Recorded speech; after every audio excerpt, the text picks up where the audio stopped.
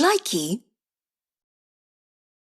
Berikut mengenai analisis jalur atau path analysis, di mana analisis jalur atau path analysis merupakan bagian lanjut dari analisis regresi. Jika dalam analisis regresi, umumnya digunakan untuk menguji apakah ada pengaruh langsung yang diberikan oleh variabel bebas terhadap variabel terikat. Sementara itu, analisis jalur tidak hanya menguji pengaruh langsung saja, tetapi juga menjelaskan tentang ada atau tidaknya pengaruh tidak langsung yang diberikan variabel bebas melalui variabel intervening terhadap variabel terikat. Perbedaan lainnya adalah terlihat pada tabel koefisien atau koefisien estimasinya pada analisis regresi dilihat pada kolom understand dz koefisien. Sedangkan pada jalur koefisien jalur dilihat dari standardized koefisien.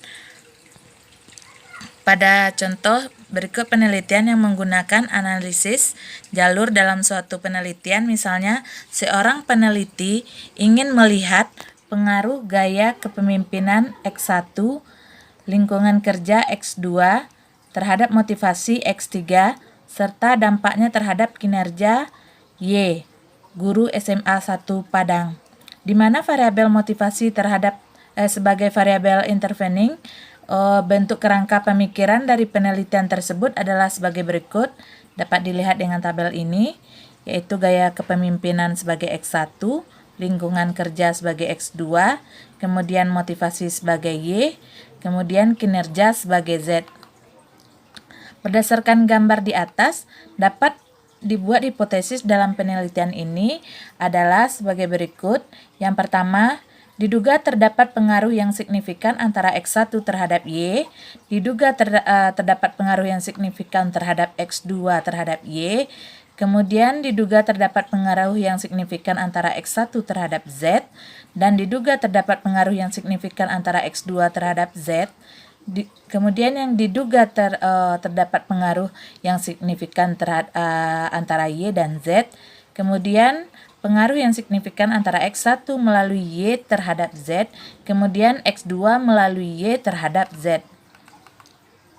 Berikut langkah-langkah pada SPSS dapat kita lakukan sebagai berikut. Yang pertama, klik SPSS, kemudian masukkan nama variabel pada variabel view seperti contoh berikut.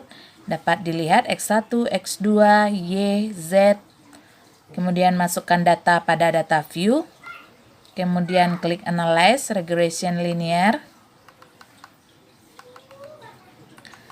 Kemudian masukkan variabel Y ke dependen dan variabel X1 dan X2 ke independen. Kemudian klik OK. Maka output yang tampil sebagai berikut, ada model summary, koefisien. Kemudian lakukan regresi tahap 2 seperti berikut. Dependennya kinerja atau Z, di independennya X1, X2, dan Y. Maka dapat outputnya seperti berikut. Ada model summary seperti yang di sini, kepemimpinan X2 lingkungan kerja, koefisiennya ini dependen variabel, Z kinerja.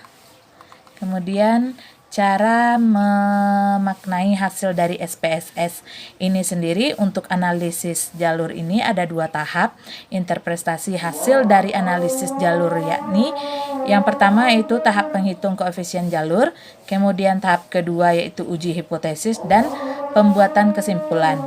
Di mana menghitung koefisien jalur yaitu pada bagian ini akan dihitung koefisien jalur model struktur 1 dan koefisien jalur model 2. Penjelasannya adalah pada koefisien jalur model 1, dari hasil regresi model 1 pada tabel koefisien dapat diketahui bahwa nilai signifikansi dari kedua variabel yaitu X1 0,000 dan X2 sama dengan 0,000 lebih kecil dari 0,05. Hasil ini memberikan kesimpulan bahwa regresi model 1, yakni variabel X1 dan X2, berpengaruh signifikan terhadap Y. Nilai R2 pada model ini sebesar 0,404. Hal ini menunjukkan bahwa kontribusi atau sumbangan pengaruh X1 dan X2 terhadap Y adalah sebesar 40,4%,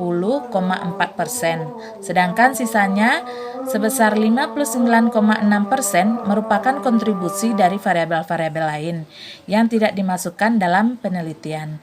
Sementara itu untuk nilai IL dapat dicari dengan rumus sebagai berikut. Dapat teman-teman lihat seperti ini. Ini adalah rumusnya. Kemudian dengan demikian diperoleh diagram jalur model struktur 1 sebagai berikut.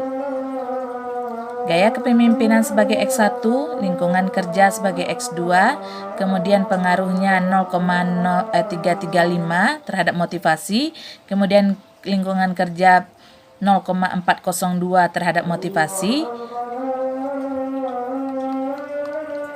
Kemudian koefisien jalur model 2. Dari hasil regresi model 2 pada tabel koefisien dapat diketahui bahwa nilai signifikansi dari ketiga variabel yaitu X1, X2 dan Y lebih kecil dari 0,05. Hasil ini memberikan kesimpulan bahwa regresi model 2 yakni variabel X1, X2 dan Y berpengaruh signifikan terhadap Z. Di sini dapat teman-teman lihat untuk rumusnya sebagai berikut dan diperoleh tampilan jalurnya seperti berikut. X1, X2 melalui Y terhadap Z.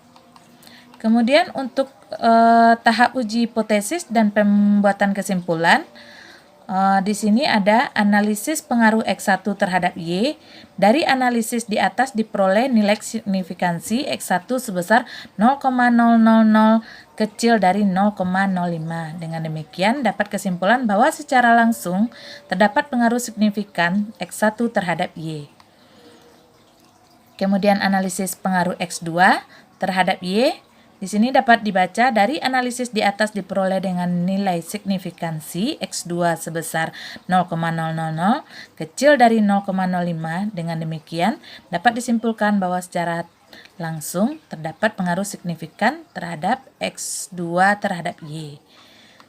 Demikian cara membaca dari analisis pengaruhnya. Di sini juga dapat teman-teman lanjutkan. Pengaruh signifikan X1 sebesar 0,021 masih kecil dari 0,05. Itu berarti kalau hasilnya lebih kecil dari 0,05 itu terdapat pengaruh yang signifikan. Demikianlah analisis langkah-langkah analisis jalur ini dapat teman-teman lihat sebagai berikut dan teman-teman dapat membacanya dengan sesuai dengan yang ada di sini. Itu adalah contoh dari analisis jalur.